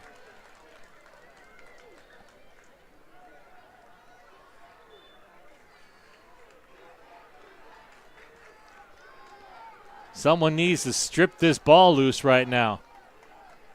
Central has fumbled tonight. They fumbled 3 times last week. Fumble much needed right now. Out of the pistol is Ferris. 2 receivers to the left. Man goes in motion. The give to the back, Jancy. Jancy stutter steps, goes up the middle, is brought down at the 5-yard line. Will Muscatine take a timeout? Clock's down to 48 seconds left. And that continues to run. And now the clock is stopped, and Central will use a timeout. That's an interesting strategy. So they'll take their second timeout. They have 1 left. There's 45 seconds left. Muskies lead by 1. The ball is marked at the 4-yard line, right in the middle of the field. That's a 21-yard field goal, basically an extra point.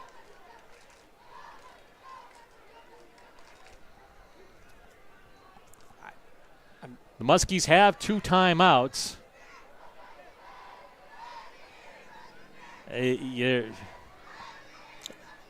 don't know. Are you counting on them not making a field goal at this point? I guess, but you still have to take your timeouts now. I mean, after second down, after third down, these are the places to use them if you can stop them, because you got to save yourself some time if you need it. All right, Central back out on the field. 2 receivers to the right, 1 to the left. Out of the gun is Ferris. Jancy is right on his left hip. The give to Jancy. Jancy up the middle, stretching for the end zone. He doesn't have it. He's brought down at the 1. Clock is ticking, 35 seconds left. No one is using a timeout. Now I believe Coach Hawkins has signaled a timeout. And the Muskies do use the stoppage with 31 seconds left. 3rd down and goal at the 1. Now the question is, if the Muskies can stop them here, does Central kick a field goal or do they go for it at the 1? We'll approach that question, I guess, if need be. There's still, that's a tough one.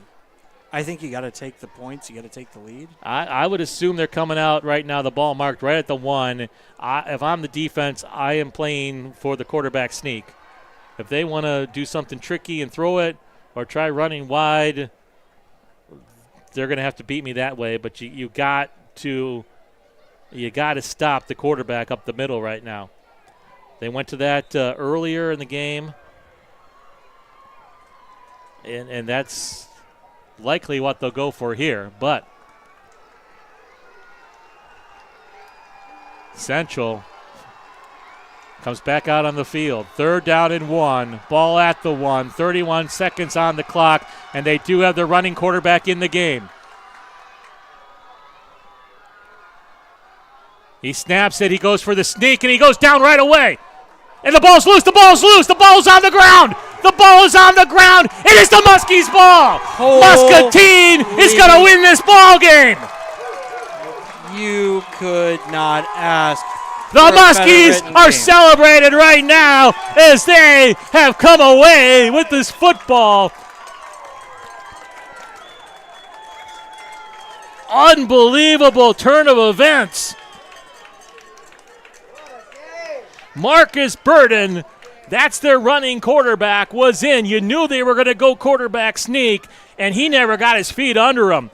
Right away, the Muskies were there stopping him, and he kept fighting, trying to get that yardage. Somebody, I couldn't tell who, stripped that ball loose.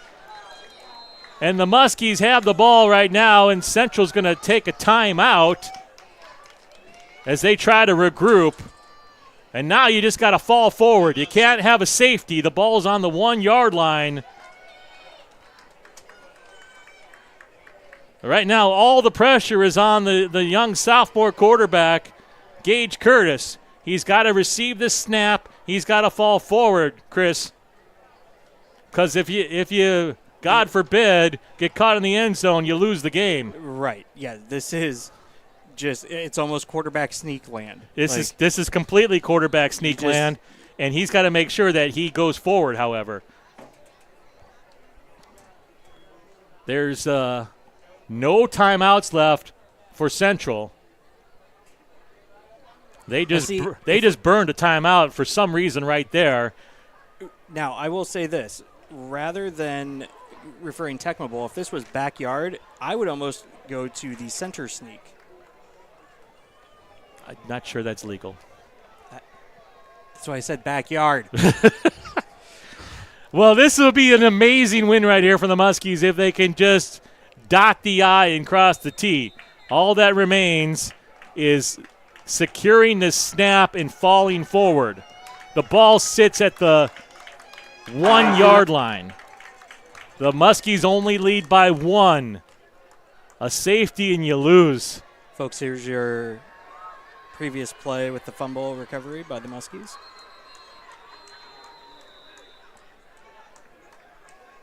And now we have another whistle, and this time the Muskies are going to burn their timeout. And, folks, we will let this one loop underneath while we wait for the next play. Did you tell who recovered the fumble? At first, no, I couldn't, but I can look and see. You're watching the replay here.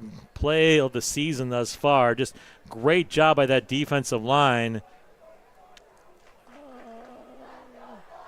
16. So Jackson Othmer recovered the fumble. And now all that remains is a positive yardage play from the Muskies going 1-1 and sneaking out of Davenport with a win.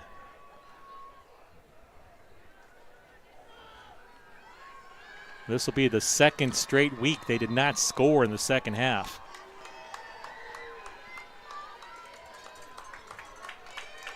All right, here we go. This is the ball game. Muskies have it. Everybody is bundled up at the ball. Most important center exchange of this sophomore's career. There it is. And that's all you had to do. Caught the ball and fell to the ground forward. And the Muskies are going to leave Davenport with a win tonight, folks. The clock is ticking. It's down to 10 seconds. Nobody can stop it. And the boys in white are celebrating tonight, Chris. They'll make a nice bus ride home. And Ty Kozad is out there greeting his teammates, doing a few chest bumps. Just be careful there, 24. Teams will shake hands at midfield, and this was not always a pretty game, but it was a fun game to broadcast for you. It absolutely was. This is probably, and I'll say this, folks, I appreciate you hanging with us through this. This has probably been one of the most technically challenging broadcasts we've ever done. It may not have seemed like it, but trying to keep you a little bit of in what was going on visually without being able to live stream, definitely one of the tougher ones. So thank you for hanging with us. We did what we could, and hopefully you guys enjoyed it. We'll be back full bore next week from Iowa City, and we can't wait to bring that one to you. But, boy, this was a bullet dodged here tonight. This was a tough win. This took everybody. I mean, you can't really, 5, 6, 7, 8 guys, came up with huge plays. Cooper Yao came up huge tonight. Nico Arceo came up big on defense. Jackson Othmer came up and got that recovery on the fumble. Truesdale, some huge yards gained this evening. Ryland did a nice job on the ground. I can go on, and you got to give it to the young quarterback as well. Sophomore picking up his first win. That last play, I mean, it's just a matter of catching the snap. But with everything on the line there, you can't underestimate and understate what a huge play that was, too, sitting there on your 1 yard line. This was a heck of a victory. You worry still a little bit about the offense, not being able to score a point for the second straight week in the second half. But, you'll take things to improve upon much easier coming off a win than you do at 0-2. Absolutely. And, of course, this is something, nobody expected to be in this situation. And you can always say, hey, plan for injuries. Well, that's a lot easier said than done. You can keep in the back of your mind what would happen if, but sometimes you still just got to plan for the normal day. And this shows that the Muskies can find a way to win, which is a signature of a strong team. Well, if you weren't here all for the entire game, it was Central striking first. 79-yard touchdown run by Savion Ross on their first play from scrimmage. 7-0 Central at that point. A huge play in this game also, Jackson Othmer, the fake punt. And you can't really, I mean, hats off to Othmer, hats off to Coach Hawkins for calling that, for taking a chance, knowing his team needed a spark. And that was just the spark, too. And it worked, and it was a heck of a call. And really, they went and moved down the field. But then you're facing 4th and 1 yourself at the 1 yard line. And again, all in for the Muskies. They went for it. And you've got to like that play calling. Yeah. Like that is, I don't know that last year we would have seen that. No. That's a great piece of growth from the staff, like trusting the kids. And, I don't know what the coaches see in practice. And, maybe it wasn't that big of a difference for them. But from here watching, it looks like a big piece of growth. Very aggressive, and that would lead to the Truesdale touchdown to tie things up.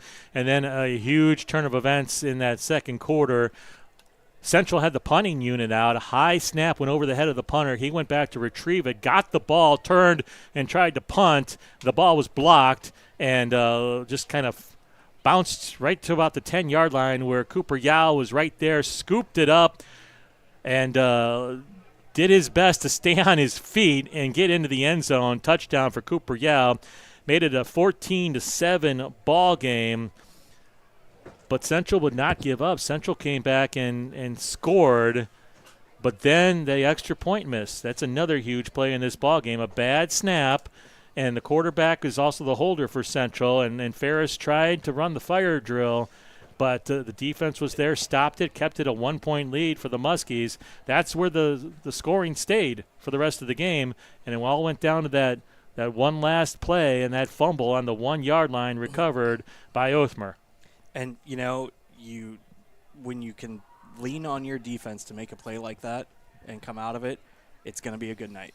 Yeah, it is, and that's huge what this defense did tonight because coming off of last week, they did not look good. They gave up over 400 yards against the Jefferson team, who, by the way, was winning 21-0 over Marshalltown tonight. I think that's definitely a team that's better than over 26. You've got 2 former professional players on the coaching staff. Yep. I think that's a team that you're going to see a lot of things from over the next couple of years. So, yeah, that makes you feel – you're never going to feel good about a loss. It makes you feel better about the loss when seeing what they did tonight. So 1-1 feels a lot better than 0-2, and the Muskies are going to hit the road again next week in Iowa City. Never an easy test. Iowa City West won their opener, I believe, over Iowa City Liberty last week in a very tight ball game. But you got to take it 1 week at a time. You're probably still not going to have Ty Kozad back quite yet, but it's just a matter of growth, and this team definitely grew tonight. Absolutely. Well, we appreciate you hanging in with us this evening on a Thursday night. The audio-only broadcast, again, that was not our choice. That was the rules we had to play by tonight, brought down by the Davenport Central administration, and I'm glad they let us here. Glad they let us at least broadcast this ball game to you, and I hope you enjoyed it. And until next Friday night from Iowa City, we bid you adieu, where the Muskies leaving Davenport tonight with the victory, a 1-point victory, 14-13. For Chris Anderson, I'm Roland Glenbine saying good night. Glad you could join us here. This has been a presentation of Muscatine football on the Discover Muscatine Sports Network.